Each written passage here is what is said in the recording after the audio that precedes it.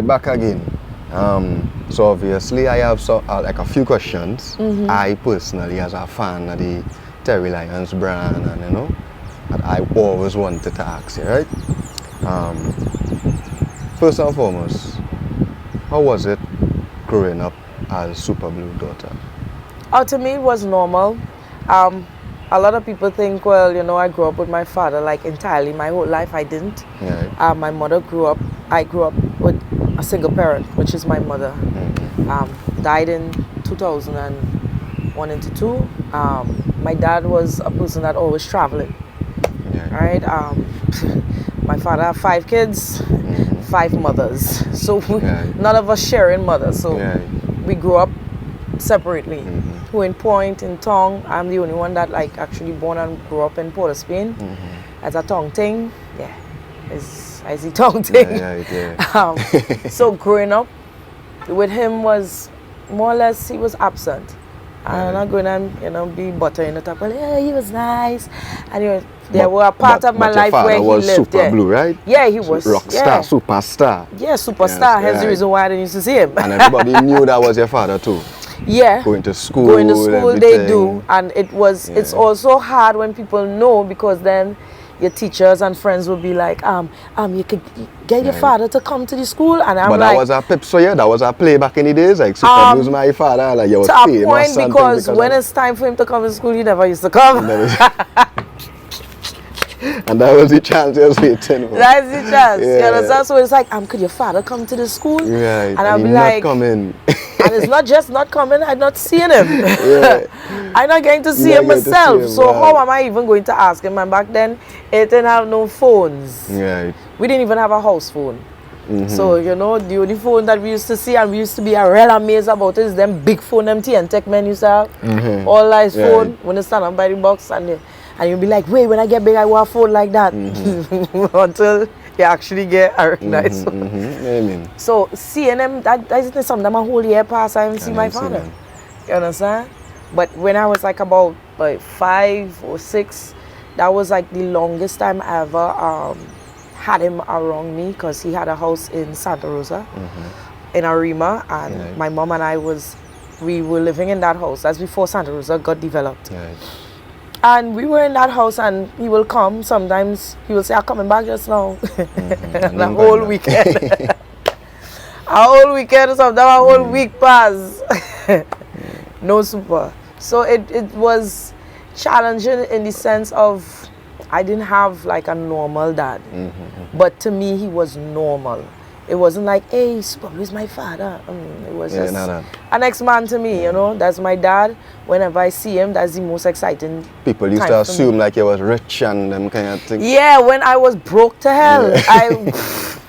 Bro, I know about Super Blue's daddy. He's a millionaire. Super Blue's daddy in Miami, and mommy and Terri in Trinidad eating rice and butter, green fig, throwing some salt on that oil to make it, and close your eye and pretending it's saltfish.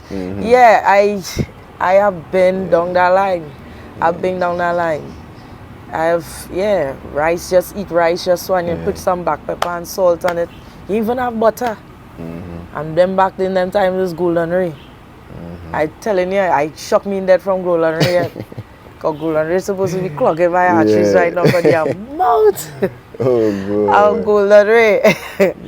Golden Ray was like the side dish. Golden Ray on your bread. Golden Ray the food. Golden Ray. Got that, eh? You eat what in the yard. And that's how I grew up. You understand? And as I always tell my son, he is privileged to have certain things right now, because we had out toilets, had to be peeing and posy. I had it. I did it latrine. So at this time now, as you say, you're going through all that, you eating your little thing and fighting the fight. But your father is Super Blue. Yeah. It never had a time in like, be like, what kind of shit is this? Oh, my father could be Super Blue, but me and mommy still have to fight the fight. If it's one thing my mom always grew me up to do, is to appreciate what we have.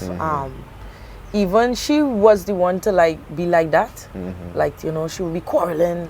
I mean, like, I need help from my father, but she also always put me to sit down and be like, I know you hear me quarreling about what your father is not doing. She said, but let me deal with that. Right. You're a child. When you see your father, you run to him like he give you $1 million. Right. So I always grew up with that sense of don't get into adult stuff. Right. My mother and the neighbor would fall out, not would. They did. Cutlass pull out, shrink, dragging on the ground. You see things sparking up.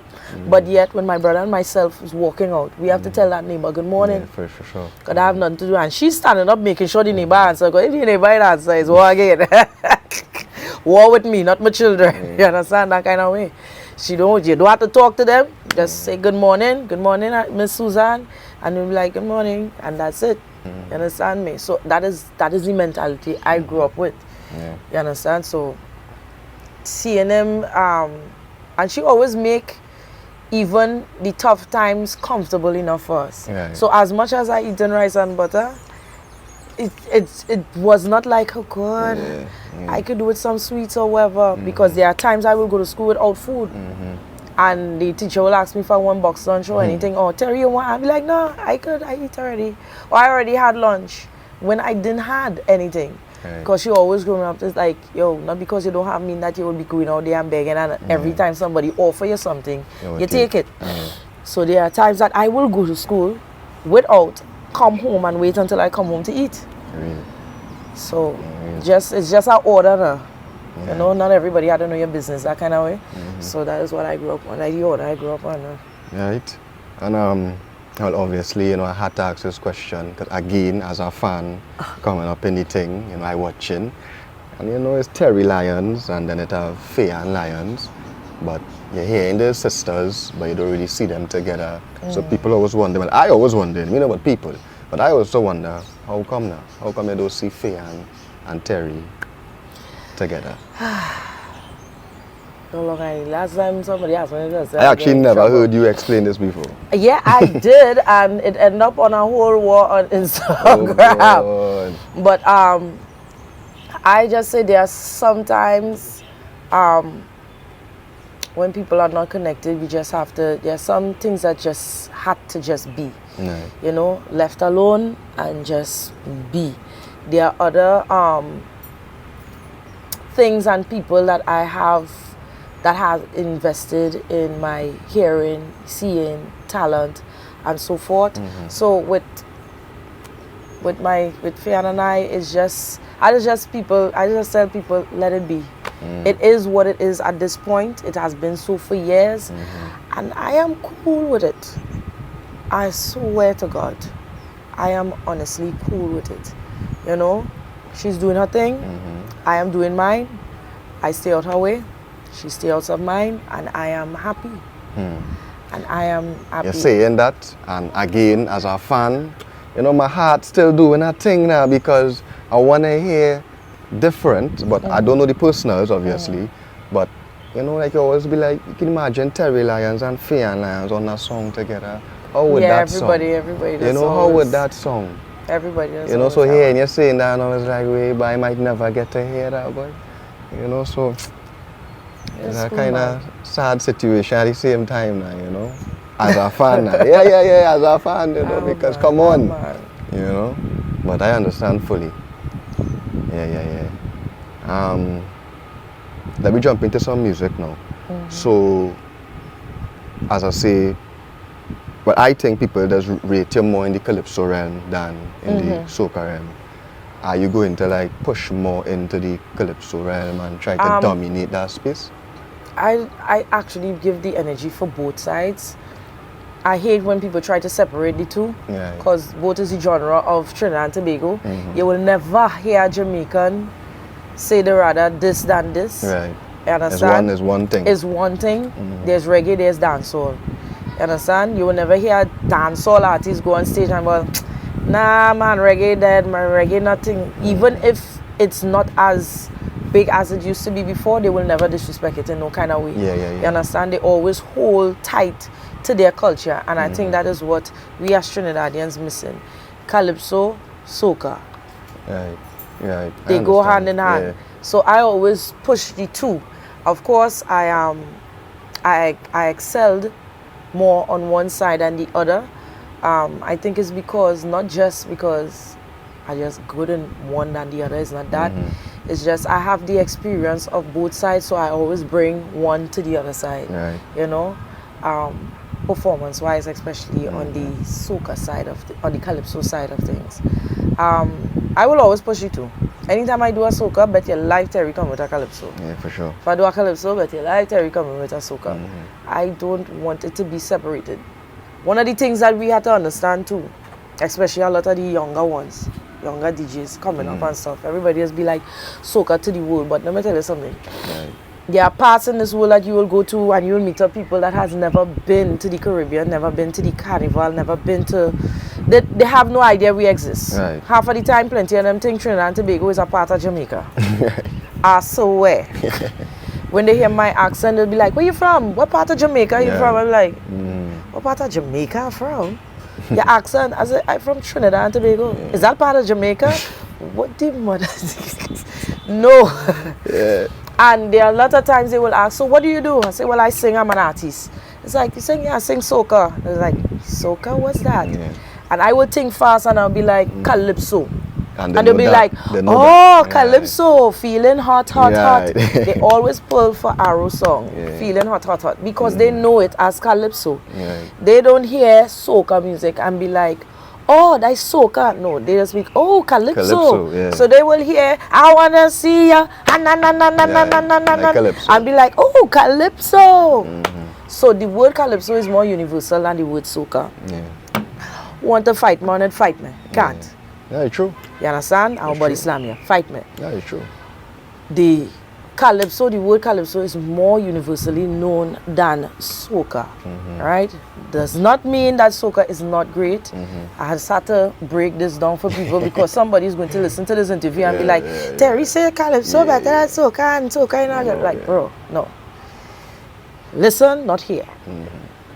Calypso is, the word calypso is just more universally known than soca. Because in calypso, well, you would know, you could school me on this. Calypso was before soca, right? Yeah, calypso came on the boats of our ancestors when the slaves came to the Caribbean, when they brought, I don't like to call them slaves because we are not slaves, we were made slaves.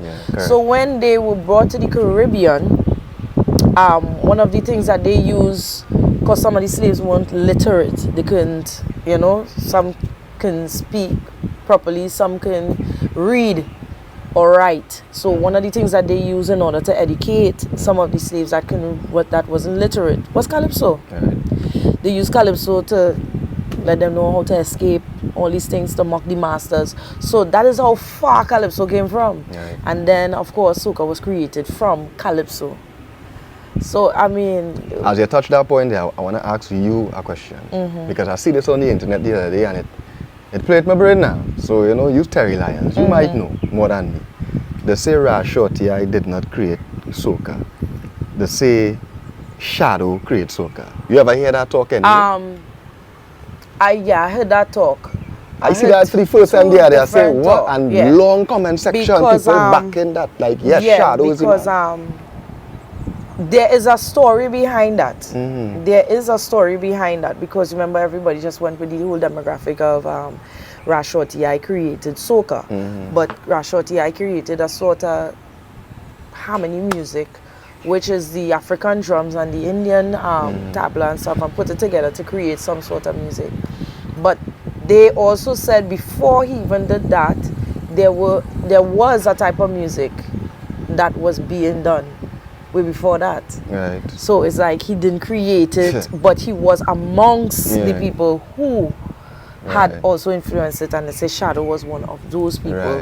Who they say Shadow sing the first soca song or something. But singing the first soca song doesn't mean you created it. You understand? Because if we say in the future we create a song from calypso and soca, and I am the first one to actually sing it, that doesn't mean that I created it. True. You created it, but I'm just the first one to sing it. Or use the face of it. Or... Yeah, the face of it. I guess he maybe was the first one to actually speed it up or something like that. I don't know. But I know after that, my father take it from bam, so your father take it from to bam, bam. I mean, you understand? Your father was he the first to create that type of song? Like that jump up and wave type of thing? He's the person to create the jump and wave and, you know, that hand in the air, because long time calypsos and road marches didn't used to have no put your hand in the air and wave your rag, wave your flag, and them, they didn't have that. And now we can't get rid of it. So, so much that you'll be singing a groovy song and we'll be like, let me see all the hands in the air. It's like, yo, it's a groovy song, you're singing it. They enjoying it. You ain't have to put your hands in the air. Your song not about it. Why? Like, everybody just want to mash up. Everybody just want to mash up. And I think that is one of the things too that also have a part to play. I think that's why people will call it Soca Mafia, because some of the DJs, and I spoke to one already, one of the younger DJs, they go on hype. Some, not all. Again, I'm saying some, not all. They go on hype. So like say for instance, you know, Nadi song, what's the biggest song? DNA. Or Gallon song is the biggest song. Yeah, they come out. I'm not going no small fight. They get hands in the air. And then they play the other songs. Now people enjoying the other songs, you know, but they're not getting that out. Like they will bring back that Gallon song again. Just to get a million times that again. And we'll be like, what are you doing? I mean, we love this song. Let the music breathe. We are here, you know. Otherwise, so, we don't know it. don't you know how to entertain? So that's why they will always stick with the 5 songs or the 8 songs. Mendo build songs again. Mendo build songs. I am actually waiting for a DJ to actually pull a new artist or a new song that nobody in here and say, hey, all you see this song? This song going and build. Before we go into that side, and build it. Let me take our break. Right? Let me take our break. Right?